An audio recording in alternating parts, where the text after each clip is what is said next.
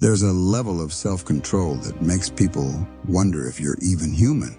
Have you ever seen that person who never loses their cool? While everyone else is screaming when they're angry, they stay silent. When everyone else panics under pressure, they remain calm.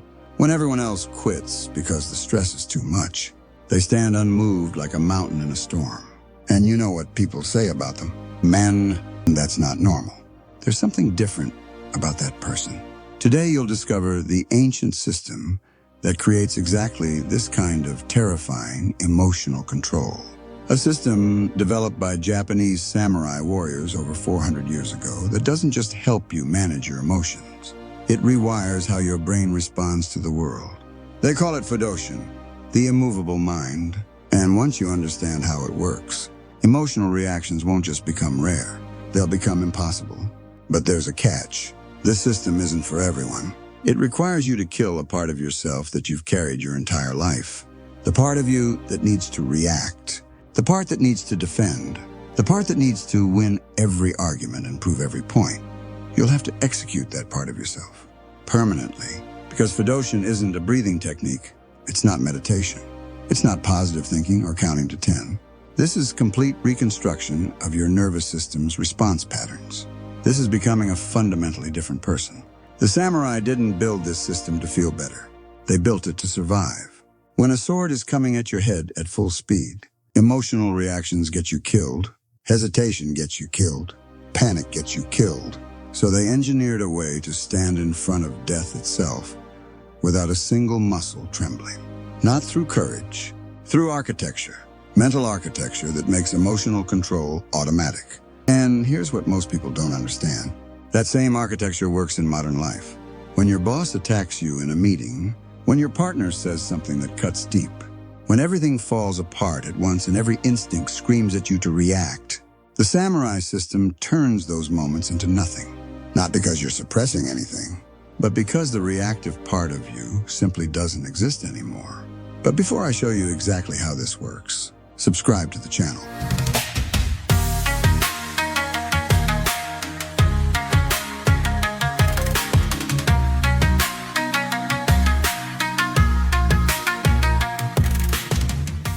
Let's go.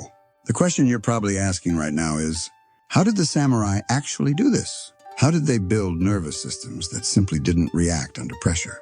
The answer lies in a story about a man who needed this system more than anyone I've ever met.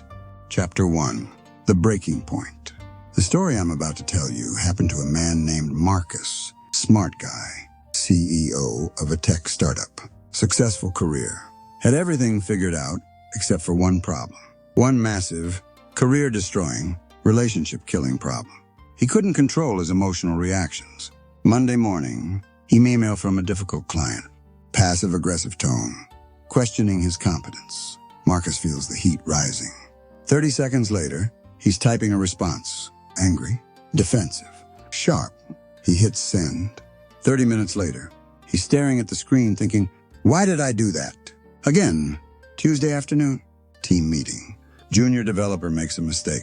Costs the company 3 hours of work. Marcus snaps, raises his voice. Everyone goes quiet. The developer looks down. Marcus feels it immediately. That sick feeling in his stomach. He just lost respect. Again, later that day, he has to apologize. Again, Wednesday evening, traffic jam, late for dinner. He can feel his blood pressure spiking, pounds the steering wheel, screams at no one, arrives home still angry. Wife asks a simple question. Why are you always late? Marcus explodes. Not now. I've had a terrible day. She walks away. He stands there knowing he just ruined another evening. Again, Thursday night. His 8-year-old daughter asks him about homework. He's stressed about a board meeting tomorrow. Marcus, can you help me? Not now. Sweetie, Daddy's busy. She starts to cry. He snaps at her. Just figure it out yourself. The moment he says it, he sees her face. That look, the look that says, you hurt me, Dad, and he can't take it back. Friday, Saturday, Sunday. The cycle continues. Trigger, instant reaction. Regret, promise to change, repeat. The pattern was always the same. Something happens. His body reacts before his mind catches up. Words come out.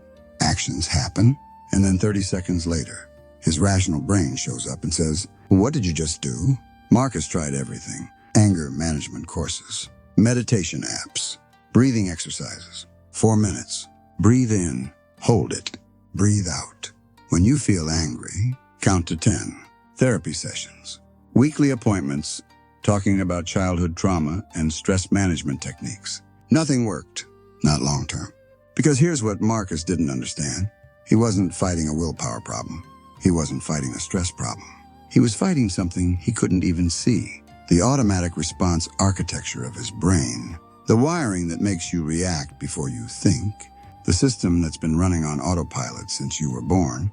Every technique he tried was like trying to stop a train after it's already left the station. By the time he remembered to breathe, count, or pause, the damage was already done. The email was sent. The words were spoken. The relationship was hurt. Until the day he discovered why samurai warriors could stand in battle with swords coming at their heads without a single muscle trembling, without a single emotional reaction. And no, it wasn't bravery. It wasn't meditation. It wasn't counting to 10. It was something they built into their nervous system. Something that made emotional reactions physically impossible. Chapter 2. The Immovable Mind. In the samurai training halls of feudal Japan, during the Edo period from 1603 to 1868, there was a principle that separated warriors who survived from warriors who died. They called it Fudoshin, the immovable mind, but here's what most people get wrong about it. Fudoshin doesn't mean you have no emotions. It means your emotions don't control your actions. Let me show you what this looked like in practice. A samurai apprentice would stand perfectly still while his master held the tip of a katana blade 1 inch from his eye. 30 minutes. No blinking. No flinching. The blade doesn't move. Neither does the apprentice. Another training. Sitting meditation in the snow. 2 hours. No fire. No blanket. Just sitting. The cold becomes unbearable. The body screams to move. The apprentice doesn't move. The most extreme test. A messenger arrives with news that the warrior's son has been killed in battle. The samurai receives the message. His face doesn't change. Not a muscle, not a tear. He bows, thanks the messenger, returns to his training. You want to know what's the difference between you and them. It's not that they didn't feel the cold. It's not that they didn't feel grief. It's not that they were somehow superhuman. The difference is in how their brains process those feelings. Your brain has 2 pathways for responding to the world. 2 completely different systems. The fast path, your amygdala, the ancient survival brain. When something happens, this system fires in 0.2 seconds. Automatic, unconscious. Reactive. This is the path that makes you snap at your wife, send that angry email, slam the steering wheel in traffic. The slow path, your prefrontal cortex, the thinking brain. This system engages in 0.6 seconds, conscious, deliberate, responsive. This is the part of you that, 30 seconds after you react, says, "Why did I just do that?" Here's the problem. 0.2 seconds versus 0.6 seconds. The fast path wins every single time. You react, samurai respond.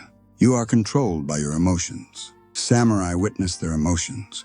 A neuroscience researcher at Stanford University spent 10 years studying this. He examined descendants of samurai families, people whose ancestors trained in these disciplines for generations. You know what he found? Their amygdala response to stressful stimuli was 40% lower than the average person. 40%! But here's what shocked him even more. This wasn't genetic. It was trained. The brain architecture had been rewired through practice, through specific protocols that created new neural pathways that gave the prefrontal cortex time to engage before the amygdala took over. The secret isn't suppressing your emotions. Suppression doesn't work. You can't just push feelings down and pretend they don't exist. That's a recipe for explosion. The secret is creating a gap, a space, a pause between the thing that happens and your response to it, between stimulus and reaction. In that gap, that tiny fraction of a second, lives all your power. That's where choice exists. That's where control lives. Viktor Frankl, the psychiatrist who survived Nazi concentration camps, said it perfectly. Between stimulus and response, there is a space. In that space is our power to choose our response. In our response lies our growth and our freedom. Marcus learned this, and it changed everything. Here's exactly how he applied it. Chapter 3. The Observer Protocol. The secret to that gap. It starts with the first samurai principle. The Observer Protocol. Samurai didn't just feel their emotions, they named them. Name it, don't become it. That's the rule. When anger hits, you don't say, I am angry. You say, I notice anger arising. Simple shift. Massive difference. That tiny act creates a 0, 4-second pause. Just enough for your prefrontal cortex to kick in. Enough to turn reaction into choice. Stanford's study backs it. Labeling emotions reduces amygdala activity by 20%. Instantly, it's not suppression. It's observation. Pure, detached witnessing. Marcus grabbed this like a lifeline. He knew it was the key to breaking his cycle. First thing he did, made a trigger list. 10 situations that always set him off. Number 1, rude emails from clients. Number 2, team screw-ups in meetings. Number 3, traffic making him late. Right down to number 10, his daughter interrupting when he's stressed. He wrote them all out, stared at them. This wasn't just a list, it was his battlefield. Then, he upped the stakes, went public, told his entire team in the next meeting, for the next 30 days, if I raise my voice even once, I'm donating $1,000 to charity. Hold me to it. The room went silent, eyes wide. They knew he was serious. That commitment, it created pressure, positive pressure, the kind that forces change. No more private failures, everyone watching. Fuel for his fire. Day 1 hit hard. Email from an investor. Harsh, accusatory. Your strategy is garbage. Fix it or we're out. Marcus felt the heat, blood rushing, fingers itching to type back. Oldham would have fired off a defensive rant. But this time, he paused. I noticed anger arising. I noticed my heart rate increasing. I noticed the urge to type something sharp. 5 seconds. That's all it took. He breathed, deep, and then responded, thank you for the feedback. Let's schedule a call to align on this. Calm, clear, no edge. Sent. The team noticed. Immediately, his CFO pulled him aside after, Marcus, are you okay? This isn't like you. You'd usually fight back. He smiled inside. Perfect. That's the sign. You're changing. People see it. Week 1, 3 successes, 2 slips. He donated twice. Stung, but motivated. Week 2, 6 wins, 1 loss. Getting stronger. By week 3, complete control. No donations. No regrets. Triggers came. He observed. The gap held. Hope turned to certainty. He was building something unbreakable. But Marcus discovered observation alone wasn't enough. When emotions hit like a tsunami, he needed more. Chapter 4. The anchor. Observation worked for the small stuff. The rude emails, the minor team mistakes. But then came the big one. Marcus's wife sat him down one evening, looked him in the eye. I think we should get divorced. Boom. Panic flooded him. Heart pounding, mind racing. He tried observing. I noticed fear arising, but it wasn't enough. The emotion was too strong. Overwhelmed everything. He reacted. Words flew out. Defensive, hurtful. Regret hit harder than ever. He needed something more. Something physical to ground him when the storm raged. That's where the second samurai principle comes in. Minokamae. The stance of nothingness. Before battle, samurai didn't fixate on the enemy. The swinging swords, the chaos, they focused inward, on one fixed point in the body, usually the hara, 2 inches below the navel, the center of gravity, the core. Why? It anchored them, pulled attention away from the external threat, into internal stability, like a tree in a hurricane. It doesn't fight the wind, doesn't bend to every gust. It deepens its roots, stays rooted, unmoved. Historical texts from the Edo period describe it. Warriors standing in this stance could face death without flinching. Not because they ignored fear, but because they redirected focus. Neuroscience echoes this. Shifting attention to a physical sensation interrupts the amygdala's hijack. gives the prefrontal cortex those extra seconds, turns chaos into control. Marcus adapted it fast, chose his anchor. Simple, invisible, instant. Left thumb pressing into his right palm. Firm, not too hard, just enough to feel. His protocol: when emotions spike above 7 out of 10, press the thumb, take 3 deep breaths, count to 5, then respond. No exceptions. He practiced alone first, simulated arguments, felt the pressure build, pressed, breathed, counted. It worked, grounded him every time. The real test came in a board meeting. Investor unloading, harsh, personal. Your decisions are tanking this company.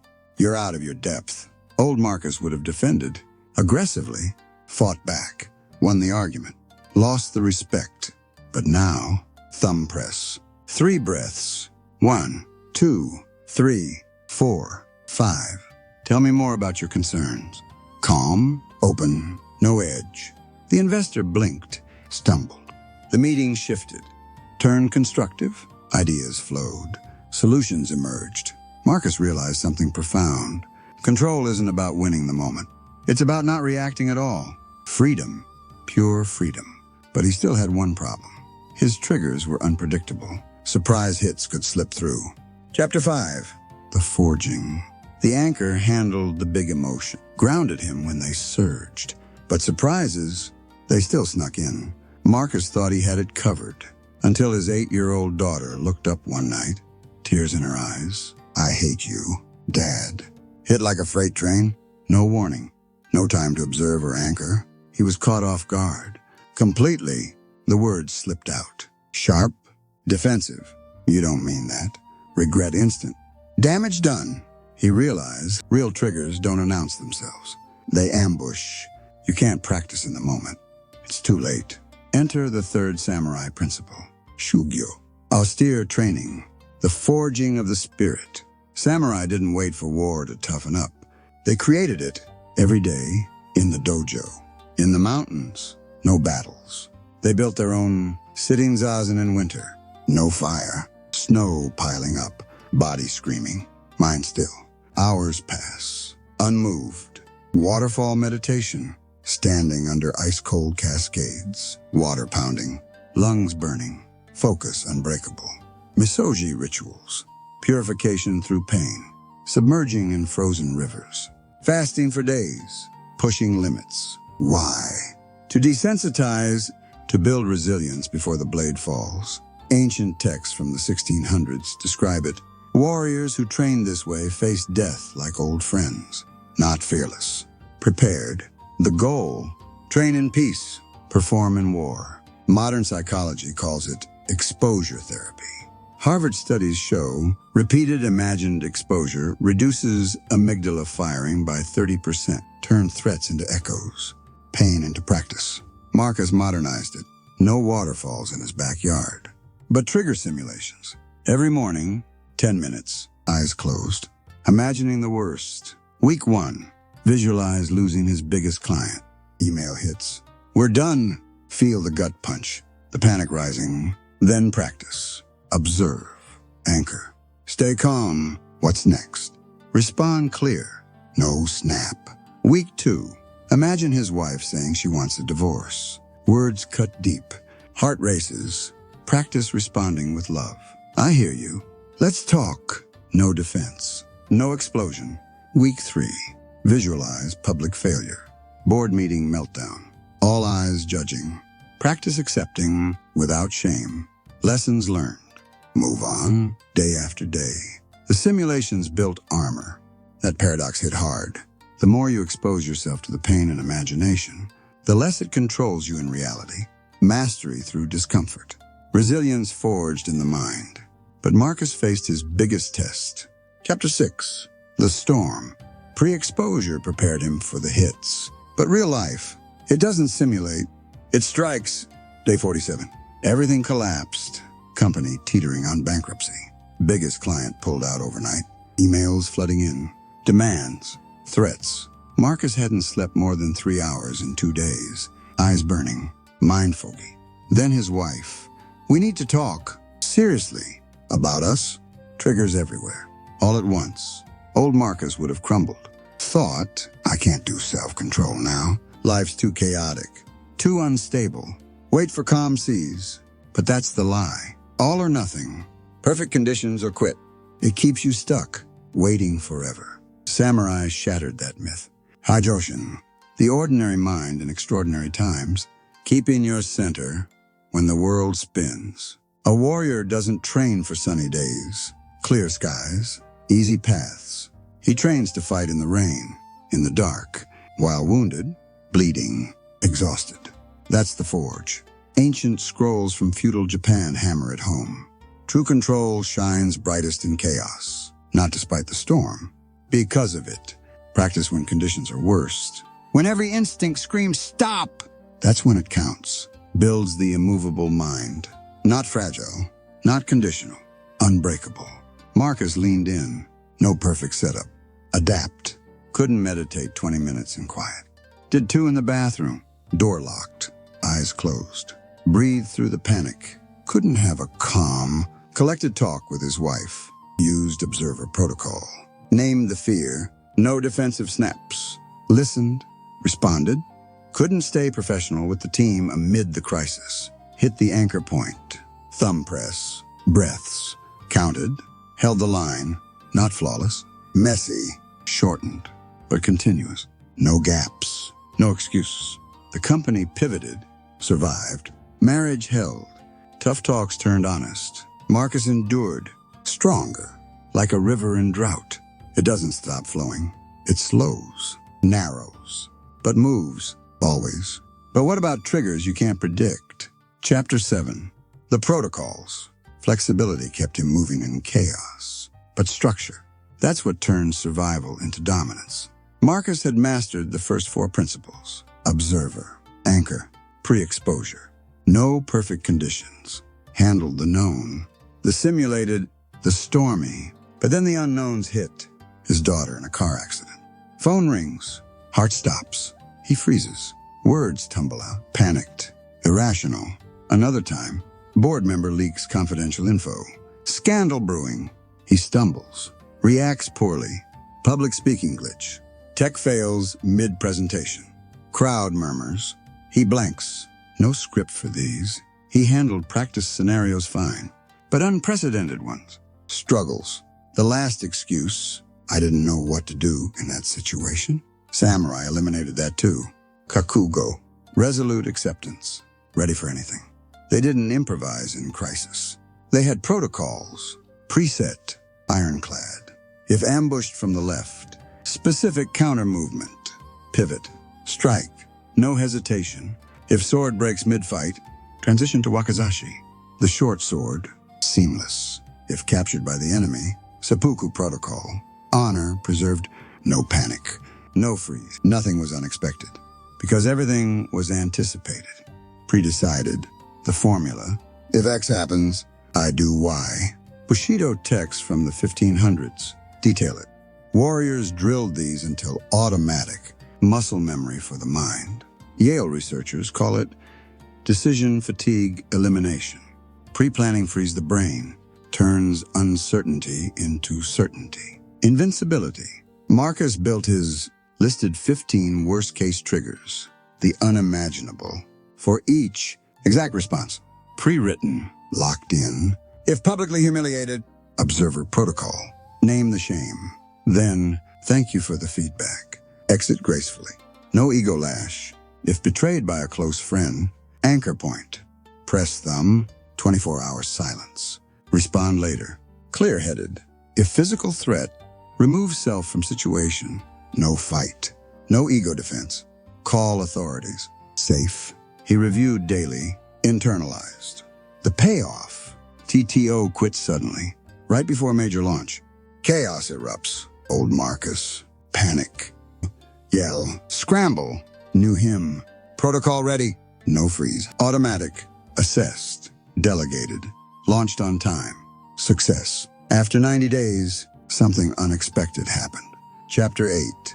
The Immovable. With all 5 principles locked in, Marcus wasn't just managing, he transformed. Day 90. Board meeting. Investor unleashing fury. Your leadership is killing this company. You're incompetent. We want you out. Old Marcus. He'd defend, argue, attack back, raise voice, lose control. New Marcus. No facial twitch, not a flicker. 3 seconds silence. Then, I understand your frustration. Let's discuss what success looks like for you. Calm, measured, unmoved. The room froze. Entire board silent. Someone whispered, "Is he okay?" That's unsettling. No explosion, no drama, just presence. The meeting shifted, turned productive.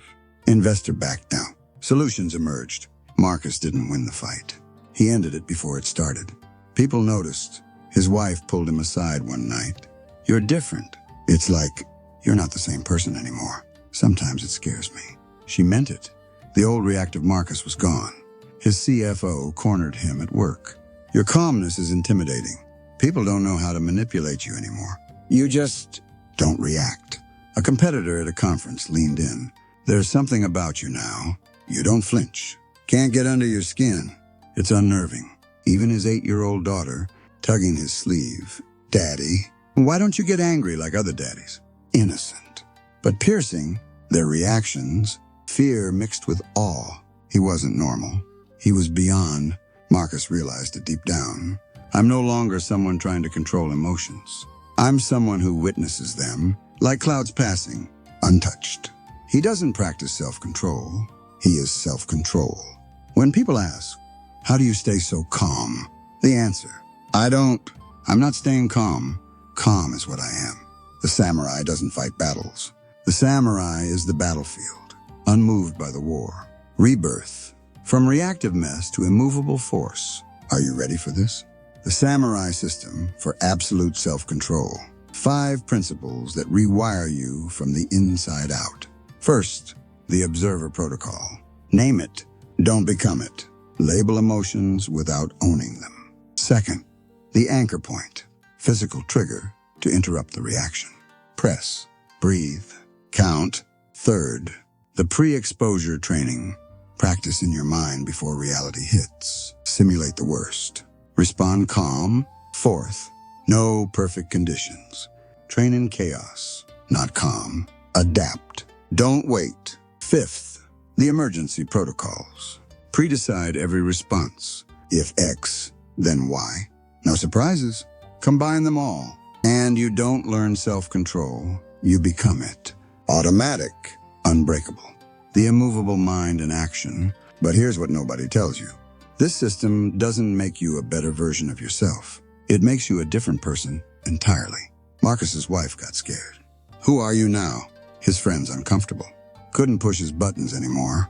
Competitors intimidated. They whispered, "He's changed." Unnerving. When your emotional control makes others nervous, you've hit the samurai level. The price, killing your old self. The reactive one, no going back. The question remains, are you ready to become immovable? This isn't about managing anger better. It's about executing the reactive self and birthing the witnessing one. Death and rebirth. If this video shifted how you see control, subscribe now, hit notifications. Don't miss the next ancient system. Comment below, what's the one trigger that owns you most? Name it. Right now, that's your first step into Fudoshin. Remember, the self-control that intimidates others is the only kind worth having. See you in the next video.